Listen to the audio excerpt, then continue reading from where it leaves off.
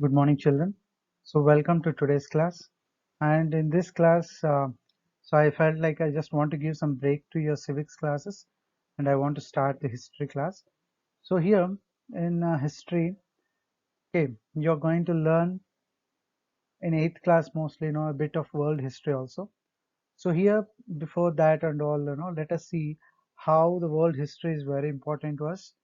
And, in this world history, how the world has transformed, many such things you're going to learn. And let us see for the timing the first chapter, which is period of transition. The period means a particular time and transition means change. Okay, so during particular time a change has occurred, and this change has occurred throughout the world at different periods of time. And what exactly were these changes and how these changes were very important to world is our current lesson. Okay, during a particular time, a change has occurred, and because of this change, the world has changed its course of direction. Earlier, it was moving in one way, and now, because of certain changes in different areas of society, at different areas, a big change has taken the course of direction of world completely into another direction, or completely you can call it as another age. So let us see what happened, what is this period of transition, and why this period of transition is very important.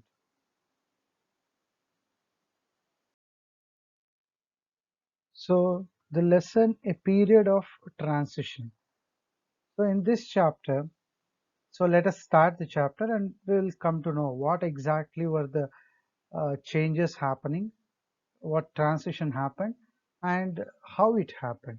So those things we are going to learn. So the period between the end of the medieval age and the beginning of the modern age is regarded as the period of transition. So here you all know that the history is always, history is always divided into ancient, medieval, and modern, right? So this ancient to medieval and medieval to modern is always the transition. Okay, generally human beings have progressed from ancient ages to medieval age and medieval ages to modern age. So our chapter is transition of human beings from medieval age to modern age. So this is the exact theme of our chapter. So it is the end of the medieval age. So what it is? It is the end of the medieval age. So the medieval age is ending and the beginning of the modern age. So the modern age has began. So that time period to convert, to change from medieval to modern age is called period of transition, which is our lesson. So our lesson speaks about how this medieval age has transformed into modern age, and the end of medieval age and the beginning of modern age is referred as the period of transition. So here this period of transition differed from one country to another country depending on the condition of development of that country. So this period of transition, okay, this period of transition is not same throughout the world. So throughout the world, if you take the period of transition from medieval to modern age is not at the same time and in same way.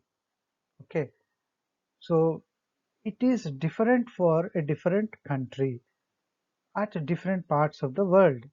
So not all the countries in the world changed at a time to modern age. Certain places in the world changed at one particular time because of one particular reason, and certain other places changed in the world with a different set of reason in a different particular time. So in Europe, if you look at the Europe, in Europe, the modern period is said to have began in the 15th century. So in 15th century, Europe has seen a period of transition which resulted in modern age. Okay, that resulted in modern age. Whereas in India, it began in the mid 18th century. So in India, when it began? It began in mid 18th century. So till then, India was having still medieval age. So from medieval age, Europe slowly transformed into modern age in 15th century. And in India, the medieval age, which was there, it slowly transformed into modern ages from mid 18th century. So what was happening in medieval ages of Europe? See, in medieval ages of Europe, we have seen in our previous classes or in your previous grade, you might have studied that rise of Christianity. If you take Europe especially, Christianity was at its peak. Birth of Jesus Christ, rise of Christianity, so spread of Christianity, it describes about the medieval ages of European people. Okay, so Europeans, they had rise of Christianity in medieval ages, and during the same time in India, what was happening during the medieval ages of India? We had the Muslim rulers. Okay, we had these Mughals and many people. They were ruling India, and that history is totally different. That medieval age history is totally different with reference to India. So, see now these two medieval ages, they have seen transformation. In Europe, Christianity got spread, and it helped for the way to spread to proceed to modern age. Whereas in India, the medieval ages where Muslim rule was there, slowly it got shifted, and the British rule and all started later, the modern age. So that's a totally different thing. And this period of transformation, okay, many developments took place in Europe and in India in this period of transition. See, simply the medieval age doesn't transform to modern age just like that. There are many developments, okay? Many developments took place both in Europe and in India. So during which time the developments took place? In the period of transition. So the transition phase has seen a lot of developments, and that developments in turn helped for that particular places to emerge into modern age. So it also helped for the emergence of the modern world. So these developments helped the medieval aged world to transform into modern world. Let us see what are the developments in Europe. What exactly made the Europe to progress into modern ages, that we will see.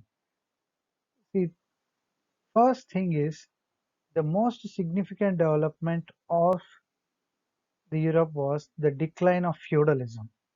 Okay, so it was the most important development. What is it? It is the decline of feudalism. So what is feudalism here? See, feudalism refers to a group of people who controls the land, which was a major resource in those days. So they were the owners of the land. So there were the families which were controlling the total land in Europe. So these feudal lords, they emerged so powerful that they were controlling even the kings in Europe. Even kings were unable to control these feudal lords. They emerged very rich because wealth, all the wealth was you know concentrated with these feudal lords. They were initially appointed to collect the taxes and later give that to the kings. But as slowly wealth is in their hands, these feudal lords turned very powerful at local level, and this feudalism also became very, what do you call, very powerful. So such feudalism got declined in the medieval period in Europe. So in Europe, what happened? This feudalism, which was very powerful, got declined. So if you look at the picture here, there were no, so the kings at the top here, then his ministers and all, then the landlords, and finally the peasants, the farmers. This was just a pyramid, which will make you understand the feudal structure. Okay. So here the farmers and all used to work at the lowest level, and these middlemen who were between the kings and the peasants, they were, trying to take on, I mean, they were the real wealthy people who controls everything. So such feudalistic structure where society was categorized into different sections, especially in Europe, okay, it got declined. And what happened? This changed the social, economic, and political life of the Europeans. When this feudalistic system got declined, then socially there were no barriers between people, different classes of people. Also, economically and politically, Europeans have progressed. So that and all, no, I will not describe in detail because that becomes very lengthy and you'll get confused. Just think that because of decline of feudalistic structure, there were changes happening in society. Economically, some changes were happening because trade got more advanced. Politically, the kings became so powerful instead of the wealthy people, these feudal lords and all.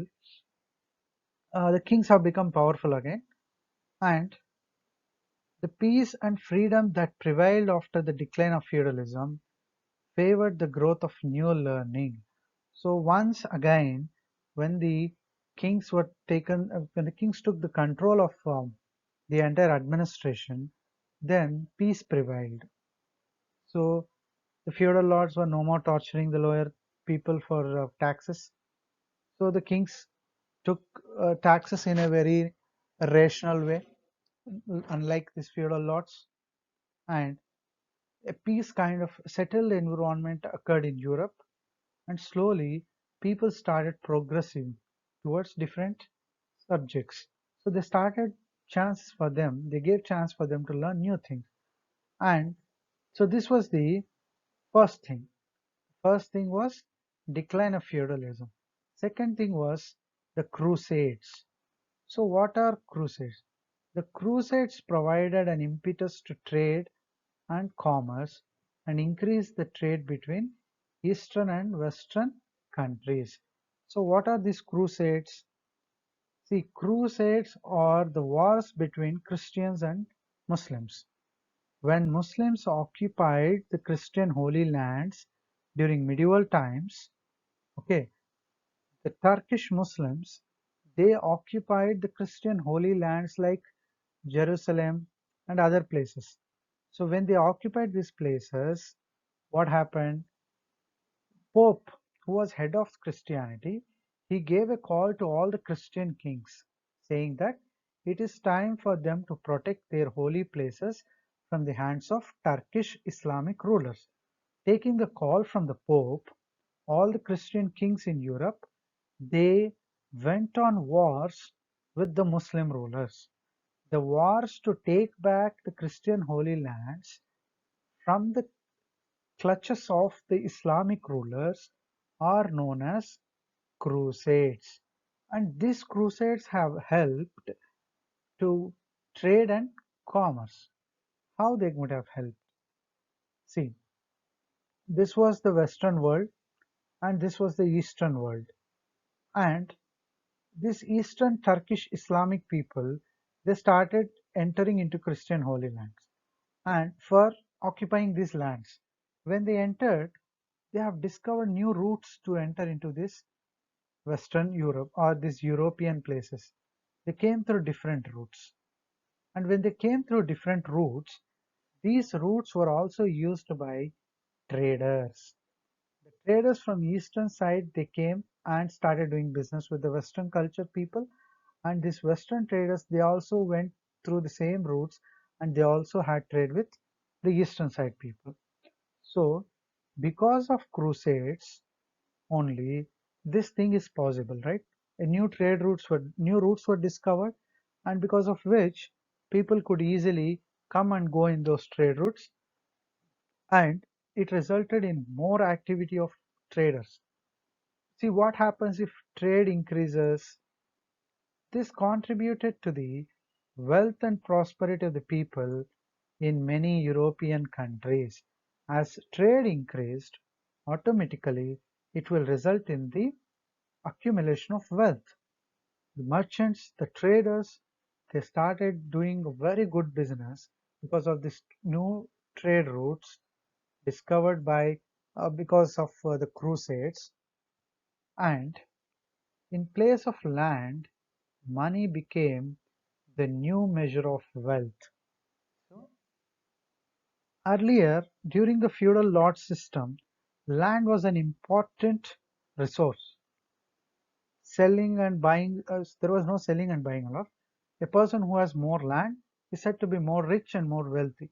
But when Crusades finished and trade increased between Eastern and Western, or the Christians and Muslims, then it resulted in accumulation of more wealth in the form of currency instead of land.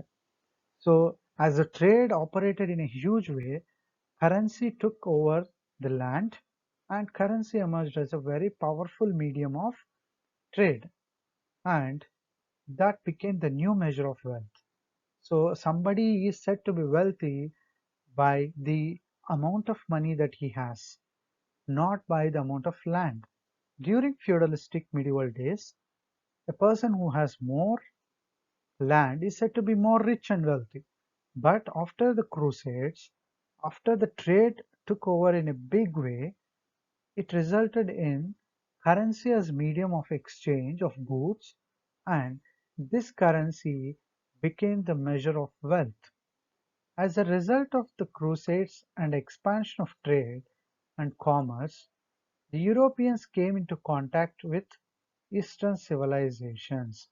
So from the eastern side, the Turkish and other civilizations came into contact with the Western Europeans. And what happened? When they came into contact, what happened exactly?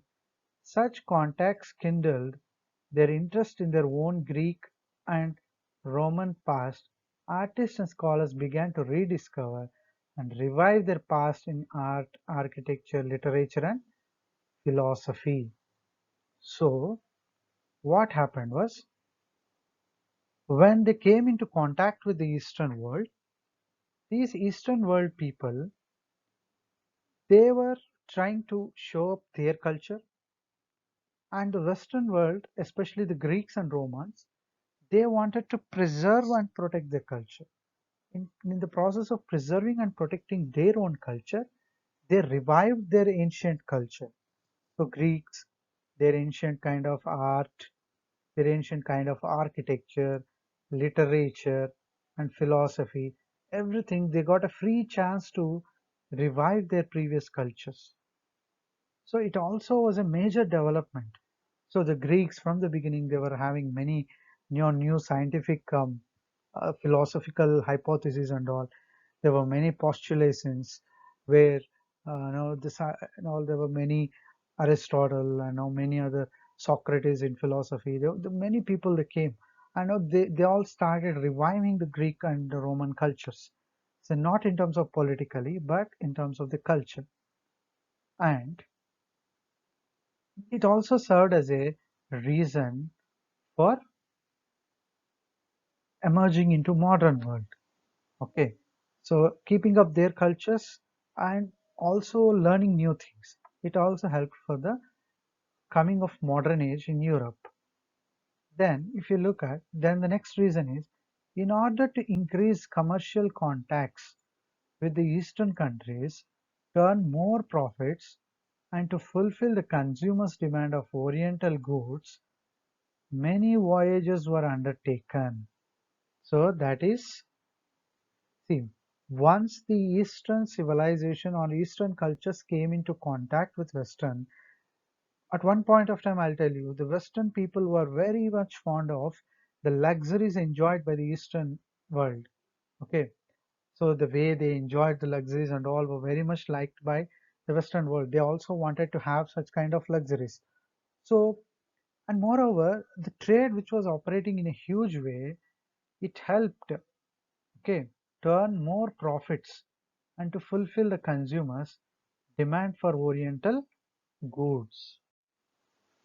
So people, they started demanding for their own goods, and to meet the demands, suppose the Western world liked many Eastern goods.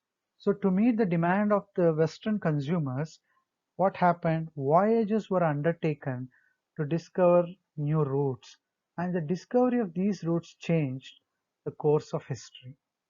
So, because for the need of to meet the demands that the consumers making in the Western world, the Western traders went for new trade routes so that they can go fast, they can have easy accessibility with the Eastern countries, and they can get the goods at a short term or the short means of time.